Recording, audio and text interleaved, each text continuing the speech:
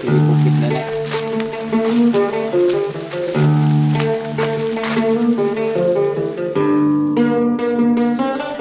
Apa namanya? Pelanduk itu. Pelanduk Napo di sini Ah. Kijang dulu.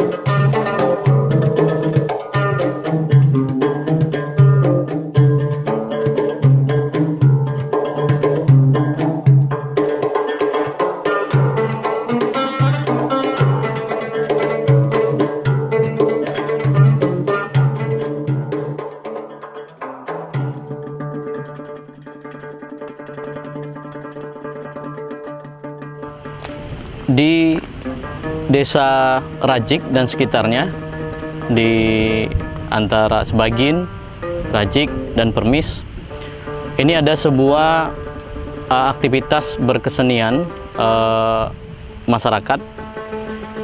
Kalau orang dulu menyebutnya adalah dengan sebutan tari tigel. Tigel ini menurut cerita para tetua ataupun informasi yang telah saya himpun dari seorang sesepuh Tigel, mengatakan bahwa Tigel itu berasal dari bahasa seberang, bahasa Seka, yang artinya mengelabui atau menipu orang lain.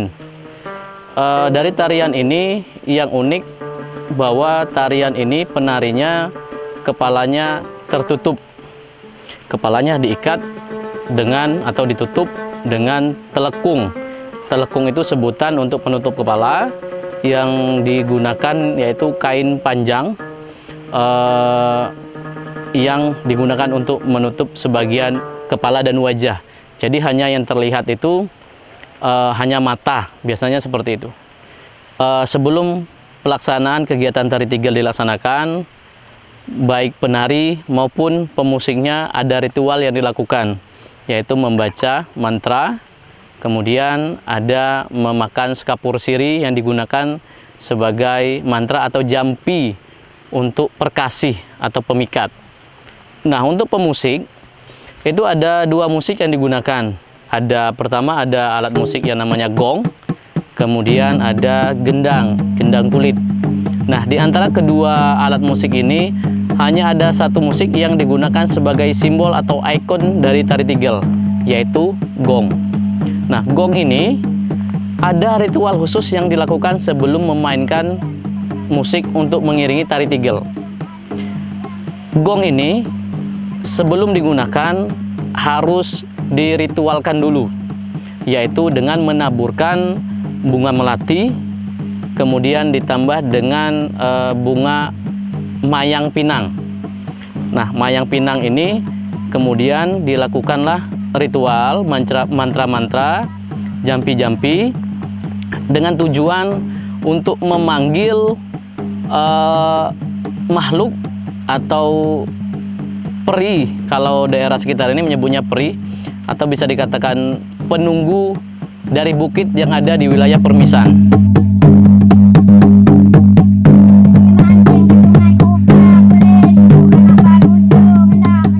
Fungsi untuk memanggil peri ataupun makhluk halus yang dipanggil ke dalam gong agar masuk ke dalam gong, makanya ritual itu dilakukan.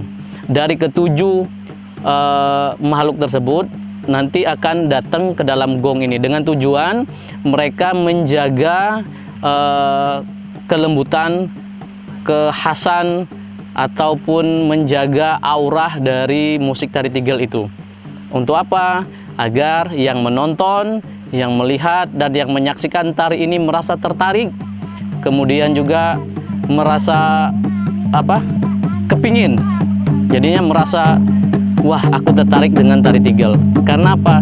Karena dalam gong itu adalah pemikat juga atau penarik aura dari penonton untuk tetap menyaksikan tari tigel.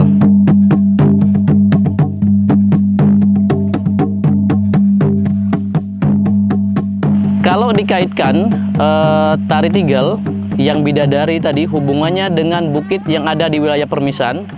Seperti informasi yang sudah saya cari, bahwa di wilayah Bukit Permisan ini ada 7 buah bukit yang masing-masing ada penunggu atau ada yang menghuni dari setiap bukit yang ada di wilayah Bukit Permisan ini.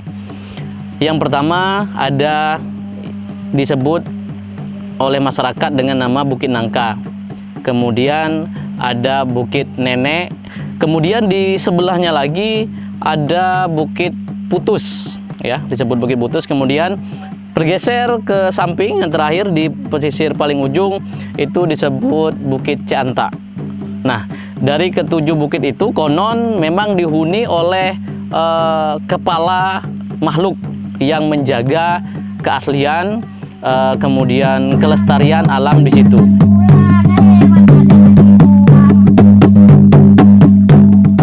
Maksud dari ketujuh makhluk yang berada di setiap bukit di wilayah Permisan ini itu adalah penanda atau simbol perlawanan yang disatukan dalam sebuah musik gong tadi, perlawanan terhadap orang-orang yang mau merusak kawasan hutan. Itu juga disimbolkan dari gerakan tarinya, ya. Seperti kita lihat di sini. Nah, yang menutup ini itu artinya nigel atau mengelabui, menipu. Jadi orang tidak tahu siapa dan apa statusnya yang ada di dalam telkung. Ini telkung namanya, disebut kalau di daerah sini disebut telkung, ya, karena ditutup wajahnya oleh kain panjang. Nah, kemudian contoh misalnya dibentangkan, tangannya dibentangkan. Ini juga sebagai simbol bahwa kami akan tetap menjaga kawasan ini sebagaimana dipesankan oleh orang tua kami dahulu untuk tetap menjaga kelestarian lingkungan. Karena apa? Karena dulu hutan, gunung, perbukitan itu adalah tempat masyarakat atau warga mencukupi kehidupannya. Karena dari situ segala sumber dari kehidupan tercukupi. Nah, jadi ini Tigel, makna dari Tigel itu adalah mengelabui atau menipu. Siapa yang ditipu, siapa yang dikelabui adalah orang-orang yang ingin merusak atau mengambil nilai-nilai atau fungsi-fungsi yang ada di hutan itu dengan mengeksplorasi hutan tanpa memikirkan keadaan atau kebiasaan, tradisi atau adat yang ada di sebuah masyarakat. Nah, di kawasan Permisan ini kami berharap mudah-mudahan sampai nanti dan seterusnya akan tetap terjaga.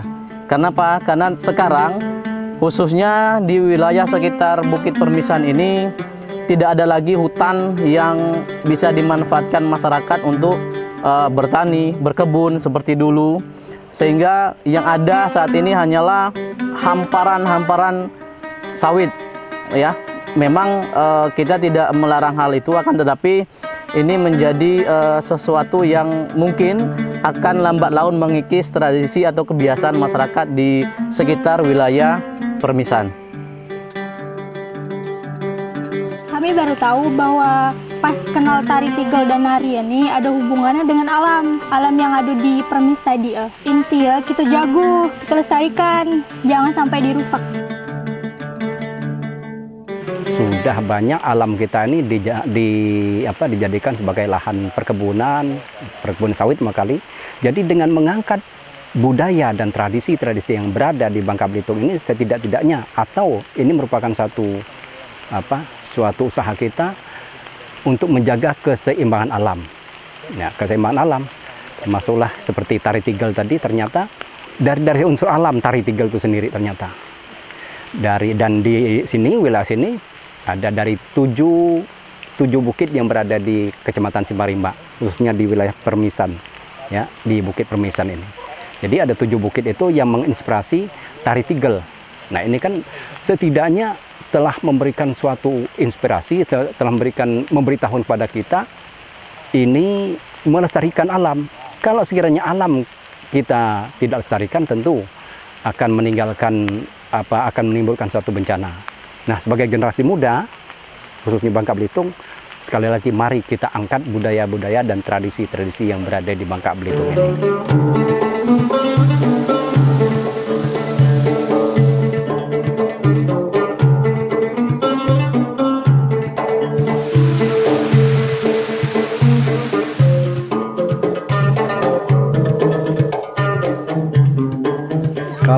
bukit sih banyak manfaat, terutama air. Air kalau musim kemarau nggak begitu susah. Tapi ngambilnya itu yang susah, nggak datang lagi ke rumah. Karena hutannya udah ditebangin semua, banyak yang berkebun di bukit. Karena hutan udah susah, PT pun udah masuk sini, udah dibeli semua, jadi masyarakat larinya ke bukit untuk berkebun.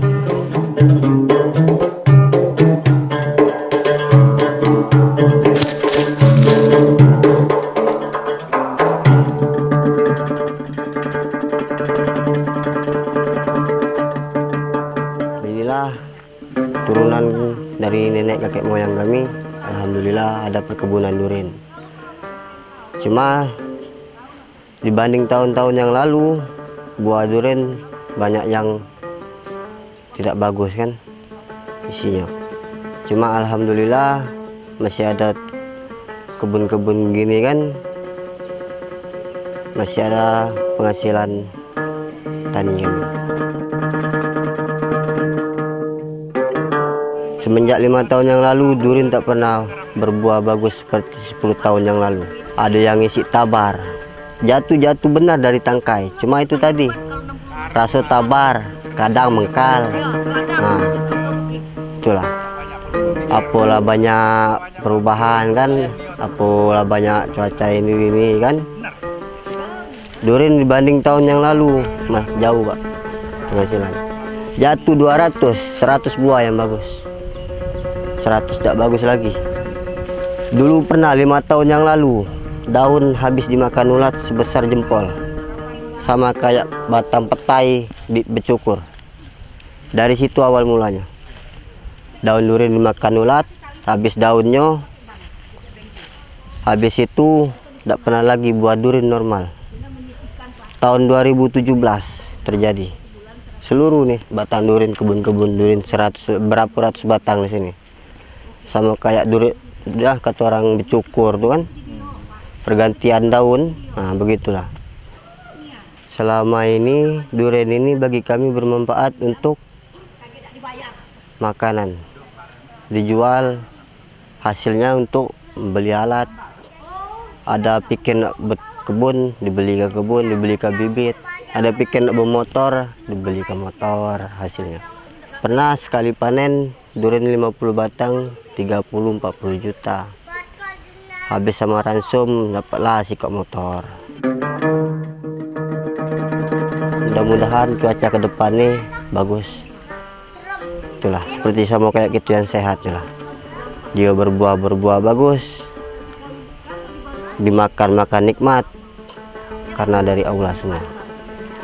Alhamdulillah kita masih pacak makan, masih pacak berkumpul sama-sama berbagi kan berkat durian karena Allah.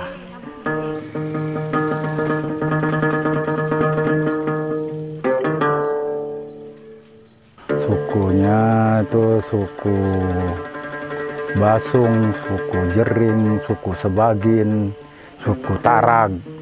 Itu yang setahu dari saya yang dipanggil orang adat itu. Suku-suku ini hidup mereka kan sangat tergantung dengan hutan yang ada di bukit ini ya. Benar. Bagaimana perlakuan mereka terhadap hutan dan bukit ini? Paling menyatu dia terhadap si hutan. Hutan tuh ada yang kayu nggak boleh ditebang, ada juga akar-akar itu tidak boleh ditebang.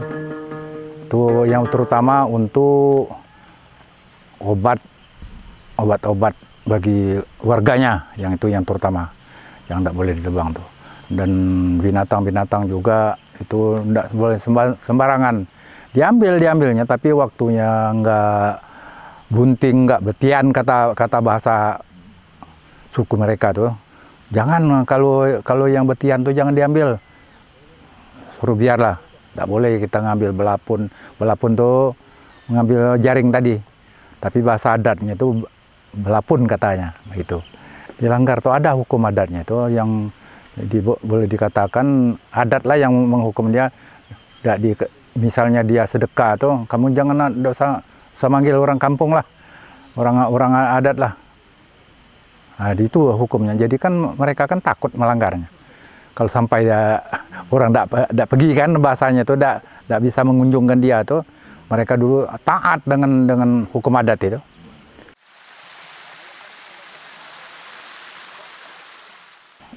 Kalau kondisi sekarang itu, wah saya tuh juga berat ya manunya. Itu gara-gara pemerintah setempat juga kondisinya tuh. Dia yang melanggar, dia juga yang melarang, dia yang melanggar. Tuh akhirnya masyarakat itu kan memotong hutan, mengambil apa namanya itu nggak takut lagi, karena katanya kalau pemerintah itu lebih dari adat, lebih dari adat itu bukan itu adat tuh katanya agama juga, mengandung hukum agama. Tapi kalau pemerintah tuh melanggarkan, maka disitulah letak masyarakat itu nggak taat lagi dengan hukumnya. Sampai sekarang itu udah hantam kromo, apalagi pemerintahnya sudah melanggar, orang kaya yang sudah melanggar.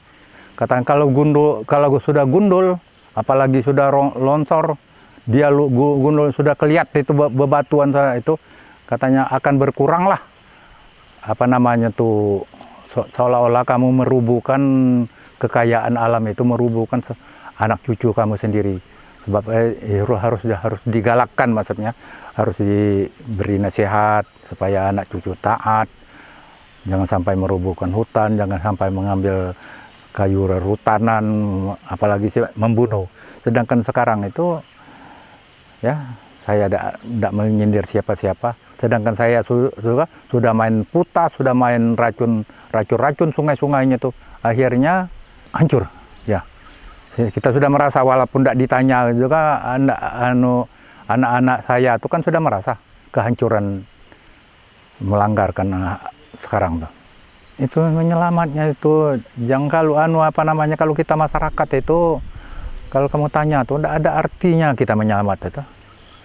Jadi kalau pemerintah sudah turun tangan, itu menurut saya, misalnya dibikin daerah wisata, ditanam pohon-pohonan, ditanam bahan-bahan keras seperti durin, seperti binjai itu, bahasa namanya binjai juga ya. Ya binjai, yang bahan makan lah untuk menghijaukan alam dan bebukit tentu. Sekarang itu saya tuh agak seolah-olah ya kan tidak mau orang tanam ini kalau saya bercerita. Tapi bolehlah kalau kita itu mau merubahnya. Itu yang terutama membuat itu sawit. Sedangkan sawit itu karet dibunuh, sahang, apalagi kalau sahang itu memang tidak hidup lagi di daerah kami itu, sekarang di bukit itu. Di atas bukit pun juga ada lagi. Oleh karena kayu-kayu yang rimbun, kayu-kayu yang bisa menghijaukan bukit itu banyak punah.